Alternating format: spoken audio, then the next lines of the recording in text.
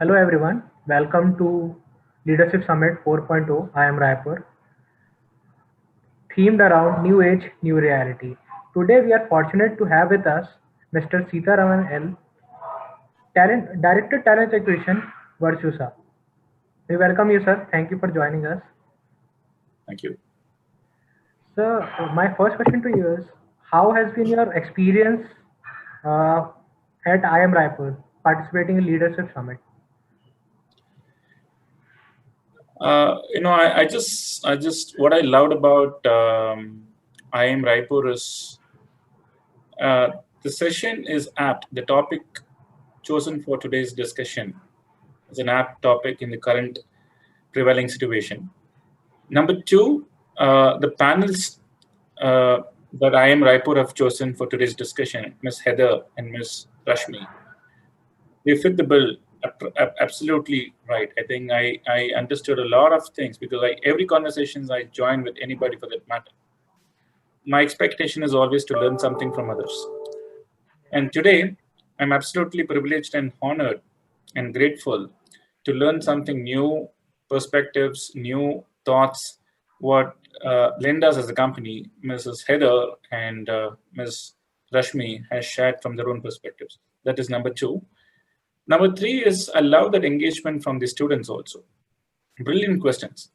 I think 3-4 questions were totally amazingly well crafted, and really made the panelists to think and then answer questions. These 3 things were really catchy. Yes. So my next question to you is, how important is for HR managers to be tech savvy, and how does it help in people management?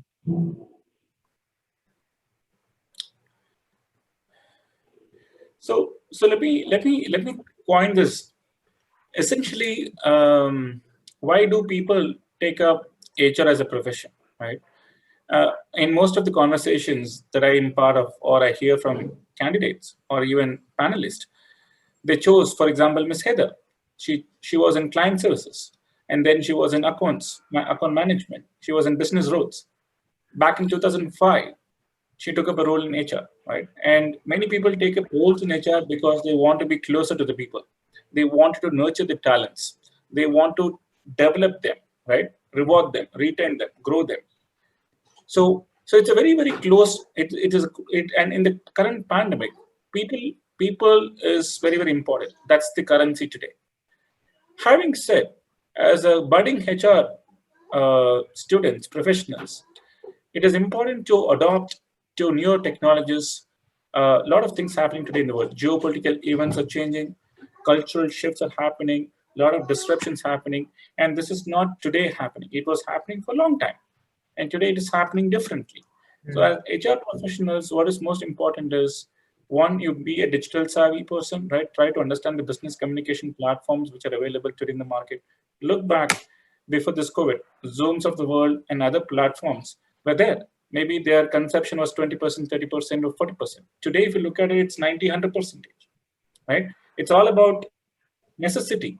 What could have happened 10 years from now, fully virtual, today it is happening now because of the necessity, right? So when the necessity hits us, automatically we HR professionals, we become tech savvy. Number one. Number two, it is important, right, to keep people in front, right? And you have to work along with people. That's more important. Yes, sir. Sir, my next question to you is, could you please share with us the journey of Virtusa winning Asia's Best Employer Award 2020? Yeah, that's a very close to my heart. I joined this company about 3 years before. And throughout my 16, 17 years, I have worked only with IT organizations per se. And we always, if you look at your college studies, etc., you cover about HR topics, but very few topics today or subjects are not even there in the curriculum about the recruitments, right? So we do a lot of work for the organizations. We are bringing revenues for the company, right? We are otherwise called as pseudo salespeople, right?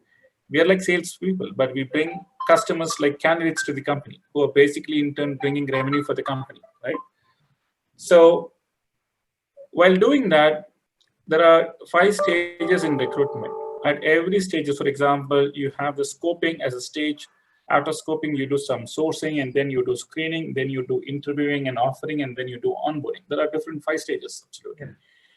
We continuously build innovations in every 5 stages. Only through digital adoptions, technology platforms, things like that, right? We never apply any constraints theory in wherever possible stages where resources or situations are not favoring us. For instance, when interviewers are not available with us, we don't go back and tell our stakeholders that we don't have interviewers and therefore we can't really fulfill this position. Rather, we think out of the box. And there are multiple players today in the market who does interview as a service. There are many vendors. There are many players. SaaS-based platforms. We work with them closely to do a lot of interviews, virtual interviews, codings, many things. And all these adoptions we did much before COVID. So when the COVID really hit us, we did not have any jerk. We did not really panic. Yes. Right? And likewise, in this prevailing situation, people are working remotely, right? It is the right time to bring people who are in break, diversity in gender, women at break, people who left corporate about 5 years back, 4 years back.